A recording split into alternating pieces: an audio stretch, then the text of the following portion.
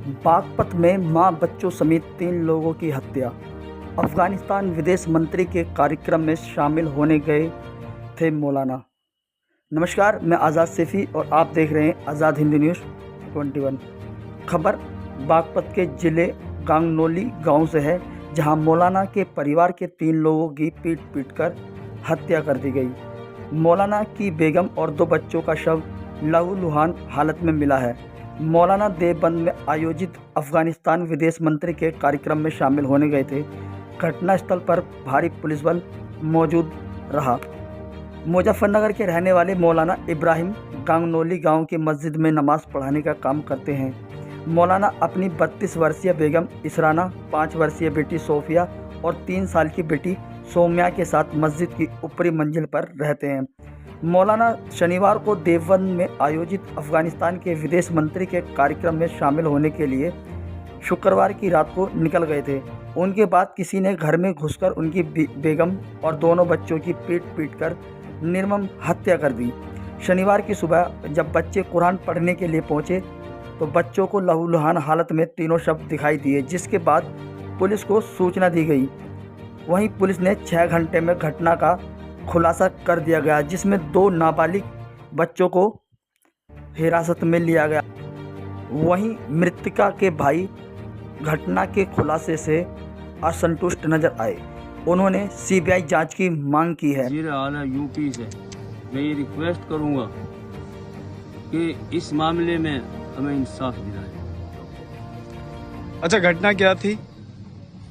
मेरे पास तो फोन आया कि आपकी बहन और भांजियों का कत्ल कर दिया गया है। जी, किस समय आया था फोन? कल 2:30-3 बजे की बात है। अच्छा, किस तरह की संतुष्टि आप चाह रहे हैं? क्या पुलिस की तरफ से क्या कार्रवाई रही? मैं मुतमईन नहीं हूँ पुलिस की कार्रवाई से। मैं सीबीआई जांच चाहता हूँ। सीबीआई जांच चाहते हैं। फिलहाल एसपी ने खुलासा किया है कि 2 नाबालिग बच्चों का इन मर्डर में, इस कत्ल में हाथ था। क्या कहना चाहिए? वो 2 बच्चे हम थाने में थे, हमारे सामने ही हम वही थे। उस टाइम उन बच्चों को लाया गया और मुझसे कहा कि जो मुलजिम हमने पकड़ लिए हैं वो बैठे, आप भी देख लो और बात भी कर लो आप। जी, हम अंदर गए, वो बच्चे उनके पास पढ़ने वाले थे। वो बच्चे मुझे देखकर रोने लगे। मैंने उनसे कहा कि भाई तुमने इतना बड़ा काम किया, तुम्हें शर्म नहीं आई?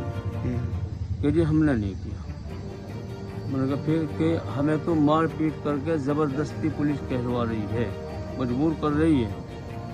तो मैंने कहा ये बच्चे तो मना कर रहे हैं, तो उनको डांटा भी है और फिर हमें बाहर ले आए। किसने डांटा उन बच्चों को? पुलिस वालों ने। आपके सामने ही? मेरे सामने। अच्छा, फिर? और मारा भी है मेरे सामने बच्चों को। जी, फिर हमें बाहर ले आए। उन बच्चों को फिर कुछ कहा होगा, जो भी किया होगा, फिर दूसरी बार ले गए। दूसरी बार भी बच्चों ने ये कहा कि नहीं, हमसे ज़बरदस्ती कहलवाया जा रहा है, हमारे उंगलियों के दरमियान क्या डाल के बताया, उन्हें ऐसा दबाया जा रहा है, पानी में डाला जा रहा है और हमें पीट रही है पुलिस और ज़बरदस्ती कहलवा रही है। तो दूसरी बार भी यही कहा उन्होंने बच्चों ने। और फिर एक बच्चे के यहाँ से बाल पकड़े है पुलिस वाले ने, और वहाँ शहर की बात है, और कई मारे उसका मेरे सामने, और दूसरे कमरे में उस बच्चे को ले गई पुलिस। आपको परिवार को किसी पे शक? हम किस पर शक कर सकते हैं?